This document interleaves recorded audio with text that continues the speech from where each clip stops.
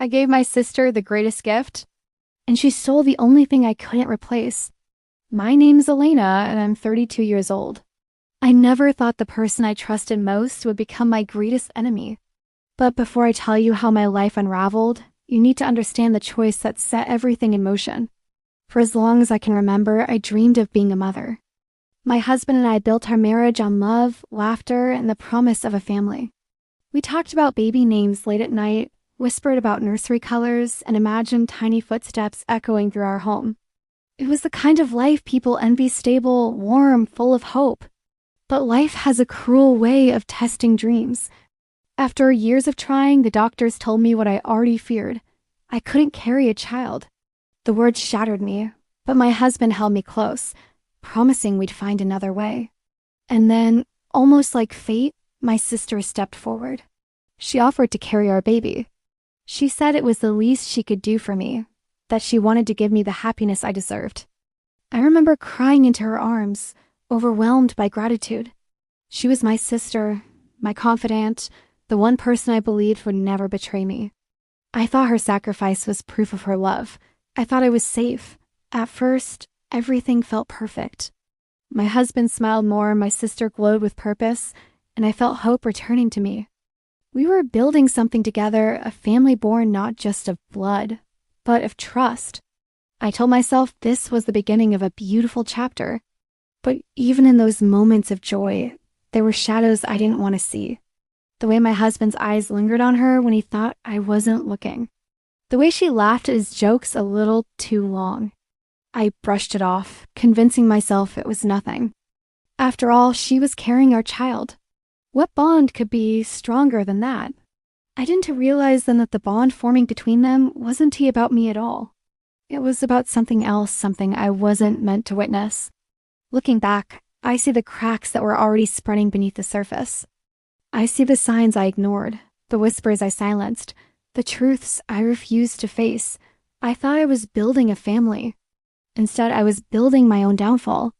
But what I didn't know was that my choice would cost me everything. Let me take you back to where it all began. They say happiness blinds you. And for a while, I was blind in the most beautiful way. My marriage felt like a sanctuary, a place where love wasn't just spoken, but lived in every small gesture. My husband would brush my hair back when I was reading, kiss my forehead before leaving for work, and whisper promises of the future when we lay in bed at night. We dreamed of children together. I can still hear his voice, soft and certain, as he said, "One day, we'll hear little feet running through this house." I would smile, imagining the nursery we'd paint, the lullabies we'd sing, the life we were destined to build. But beneath those dreams was a truth I couldn't escape. My body had betrayed me. The doctor's words echoed like a curse. I couldn't carry a child. I remember sitting in the sterile room, clutching my husband's hand, trying to hold back tears. He squeezed my fingers and whispered, "We'll find another way." I promise. His tenderness was my anchor, but inside I felt hollow. That's when my sister stepped in. She didn't hesitate, not even for a moment. "I'll do it," she said, her voice steady, almost rehearsed. "I'll carry your baby." I was overwhelmed, sobbing into her arms, grateful beyond words. She was the one person I thought I could trust completely. My sister, my blood, offering me the chance to become a mother. But even then, something about her quick answer unsettled me. She said yes too quickly, almost like she had been waiting. I brushed the thought aside, convincing myself it was love, not calculation. After all, who else would sacrifice so much for me? Life seemed to bloom again. My husband's smile returned, brighter than ever. My sister became the center of our shared hope, glowing with purpose, carrying the child we had longed for. Family dinners were filled with laughter, and I told myself this was the miracle we had prayed for. Still, there were moments that gnawed at me. The way my husband lingered near her, asking if she was comfortable, if she needed anything. The way she laughed at his jokes, her hand brushing his arm as though it was natural. I told myself it was nothing. She was carrying our baby, of course he would care for her. Of course she would lean on him.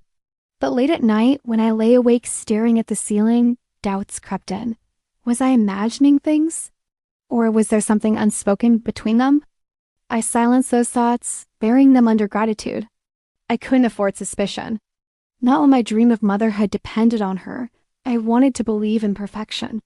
I wanted to believe that love and trust could shield me from betrayal. And for a while, I did. I convinced myself that everything was unfolding exactly as it should. Yet, even in the warmth of those moments, a shadow lingered. A whisper I couldn't ignore. I thought I was building a family.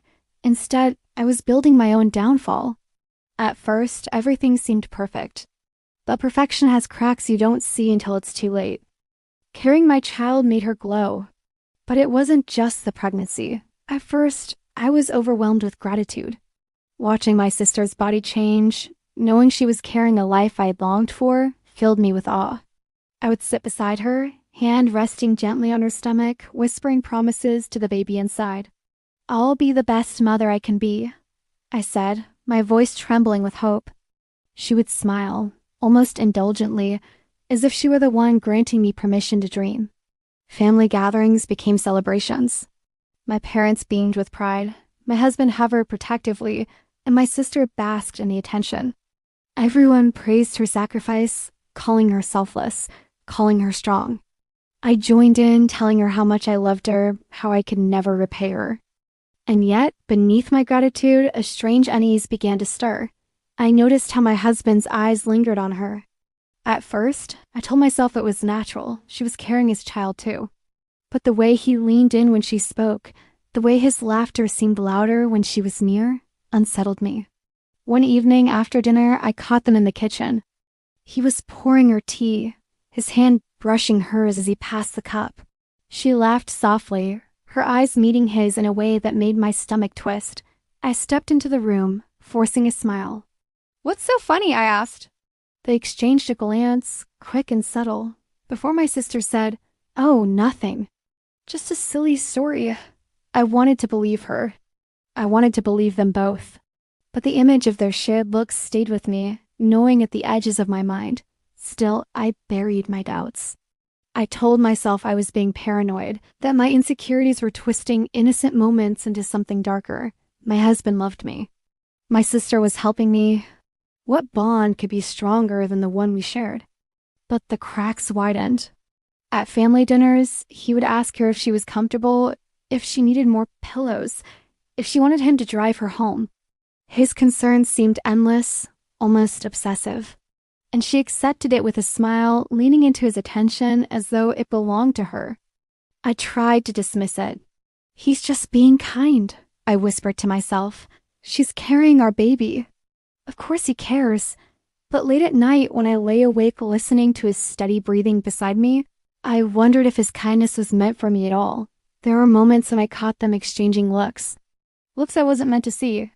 Quick glances, lingering smiles, silent conversations that excluded me entirely. I told myself it was nothing, but deep down, I knew. Something was shifting. Something was slipping away from me.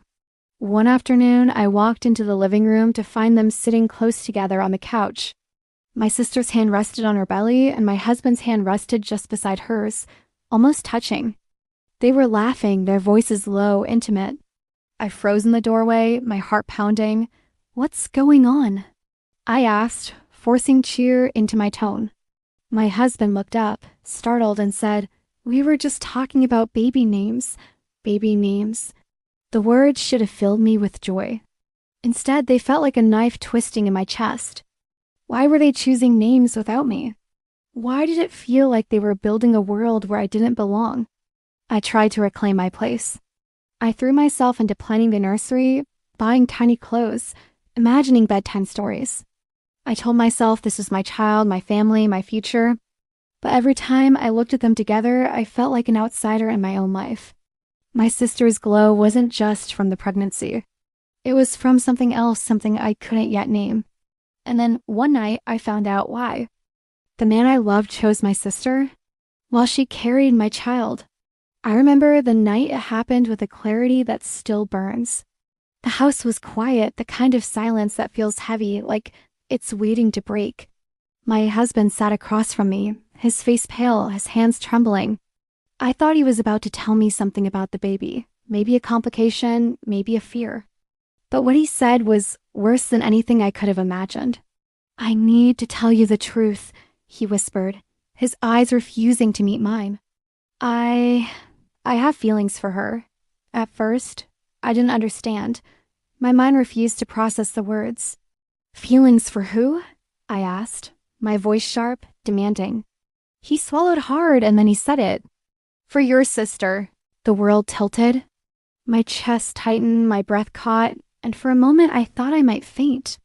"You're joking?" I said, my voice breaking. "Tell me you're joking."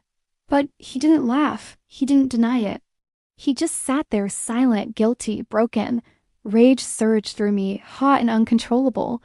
She was supposed to carry my child, not steal my life. I screamed, my voice echoing through the room. He flinched, but he didn't move. He didn't fight back. He just let my words hang in the air, heavy and damning. I wanted to tear the walls down, to rip apart the illusion of the perfect life I thought I had. My sister, my blood, was supposed to be my savior. Instead, she had become my rival. And my husband, the man I trusted with everything, had chosen her. I confronted her the next day. She stood in the kitchen, her hand resting on her swollen belly, her face calm, almost smug. "Is it true?" I demanded. "Did you let him fall in love with you?" She didn't deny it. She didn't even look ashamed.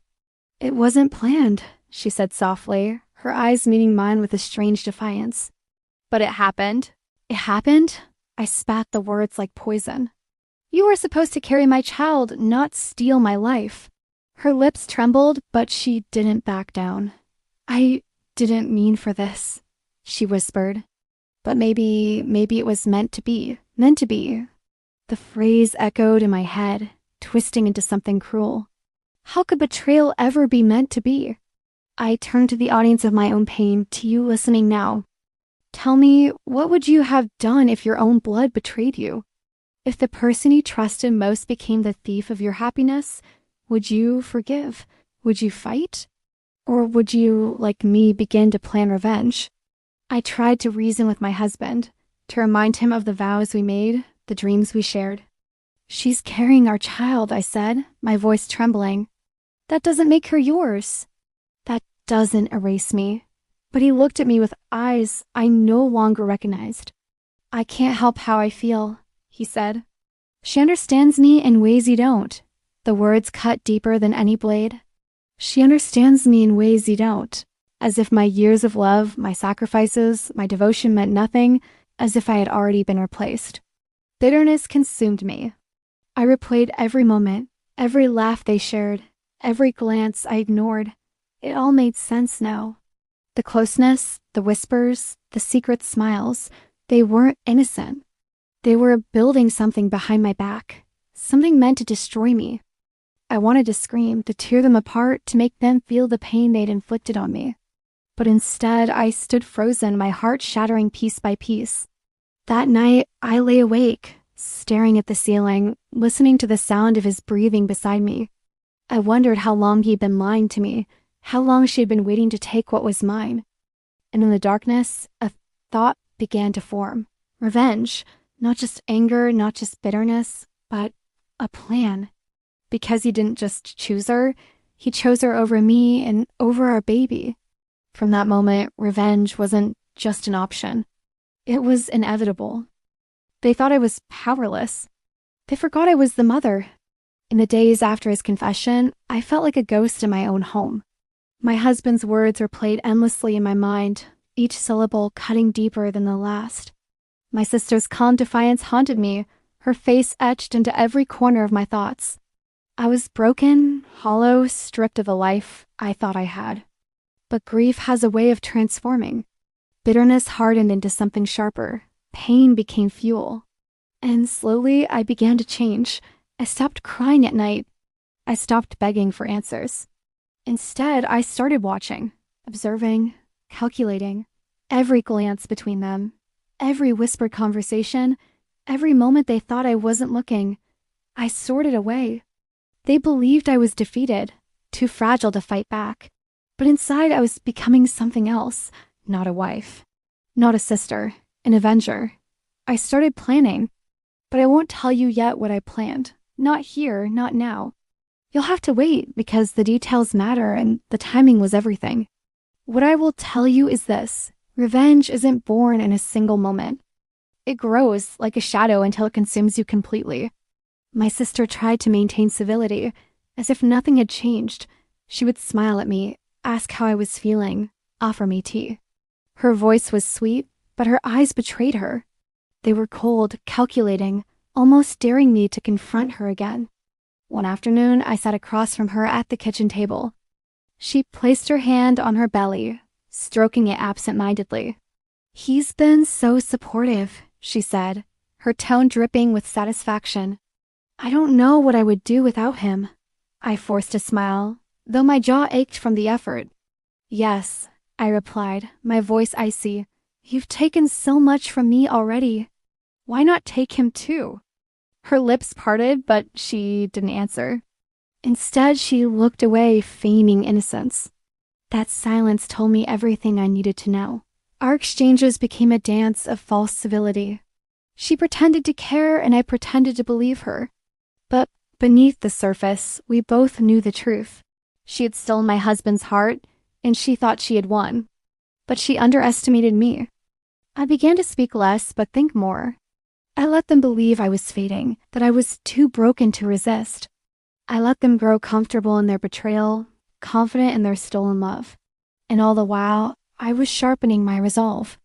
To you listening now, I'll admit something. You'll judge me for what I did next. Some of you will call it justice. Others will call it cruelty. But when your own blood betrays you, when the man you love chooses another while she carries your child, tell me, what would you have done? I became colder, more deliberate. Every smile I gave was calculated, every word chosen with precision. I stopped being the wife who begged for love. I stopped being the sister who trusted blindly. I became the mother who would protect her child at any cost. And when the baby was born, my revenge began. The birth wasn't the end. It was the beginning of my vengeance. I didn't just take back my child. I took back my power. For months, I had lived in silence, letting them believe I was broken. My husband thought his confession had destroyed me. My sister thought her betrayal had won. But beneath my quiet exterior, I was sharpening my resolve, weaving a plan that would expose them both. Revenge isn't loud at first. It whispers. It waits, and when it finally speaks, it leaves no room for denial. The day my child was born, I felt a surge of strength unlike anything I had ever known. Holding that tiny life in my arms reminded me of who I was, not the discarded wife, not the betrayed sister, but the mother. And mothers fight. Mothers protect. Mothers destroy when they must. I began with subtle moves. I encouraged family gatherings, dinners where everyone could see us together. I smiled, I laughed. I played the role of the grateful sister and devoted wife. But behind every smile was a blade waiting to strike. One evening, I invited my parents, close friends, and extended family to celebrate the baby's arrival. My sister sat beside my husband, glowing with satisfaction, as if she had already claimed her place. They thought they were safe. They thought their secret was theirs alone. But I had prepared. I stood before everyone, holding my child, my voice steady though my heart raced. "Tonight," I said, "I want to thank the people who made this possible. My husband for his support, my sister for her sacrifice. Without her, I wouldn't be holding this miracle." Applause filled the room. My sister smiled. My husband squeezed her hand under the table, and that's when I struck. "But gratitude," I continued, "isn't always what it seems. Sometimes what looks like sacrifice is betrayal. Sometimes what looks like love is theft." The room fell silent. My sister's smile faltered. My husband's face drained of color. I turned to them, my voice sharp, cutting through the silence. "You were supposed to carry my child, not steal my life." Gasps echoed around us. My mother's hand flew to her mouth. My father's eyes widened in disbelief. My sister stammered, "That's not true." But I cut her off. "Don't lie," I spat. "You let him fall in love with you. You let him choose you while you carried my baby. And you," I turned to my husband, You betrayed me in the cruelest way possible. You didn't just cheat, you chose her. My sister, my blood, the room erupted. Voices rose, accusations flew, and the truth spilled out like poison. My sister tried to defend herself, claiming it wasn't planned, that feelings just happened. My husband muttered excuses, saying he couldn't help how he felt, but no one believed them. Their reputations crumbled in front of everyone they had hoped to impress. I looked at them both, my voice trembling with rage and triumph. You thought you could erase me. You thought I was powerless. But I am the mother. And tonight, everyone sees you for what you are. The confrontation was brutal. My sister's tears did nothing to soften the blow. My husband's shame did nothing to undo the betrayal. They were exposed, stripped of dignity, left to face the judgment of those who once admired them. To you listening now, I ask, would you call it justice or cruelty? Was I right to reveal them so publicly to destroy their reputations as they destroyed my life, or did I go too far?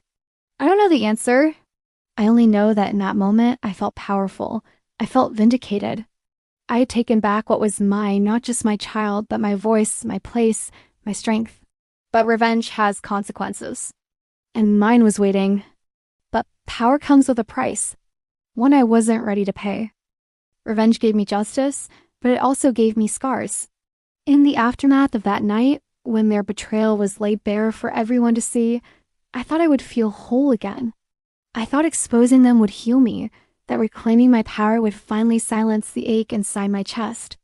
But justice is never clean. It leaves behind fragments, jagged edges that cut long after the moment has passed. My family fractured. My parents, once the pillars of our unity, could barely look at either of us. My mother wept for the daughter she thought she knew, while my father's silence was heavier than any words. Friends who had once admired our closeness now whispered behind closed doors, their pity sharp and suffocating. I had revealed the truth, but in doing so, I destroyed the illusion of family we all clung to. My husband left soon after. He couldn't face the shame, couldn't bear the weight of the judgment. My sister followed him, clinging to the very man who had once been mine. Together, they became outcasts, but even in exile, they had each other. And me? I was left alone, holding the child who was supposed to unite us, now a symbol of everything we had lost. Nights became the hardest. I would sit in the nursery, rocking my baby, staring at the shadows on the wall. I told myself I had won, that I protected what was mine. But the silence whispered otherwise. It asked me if revenge had truly given me peace, or if it had only deepened the emptiness. I began to question myself. Was exposing them worth the cost? Was justice worth isolation? I had destroyed their reputations, but in the process, I destroyed my own family.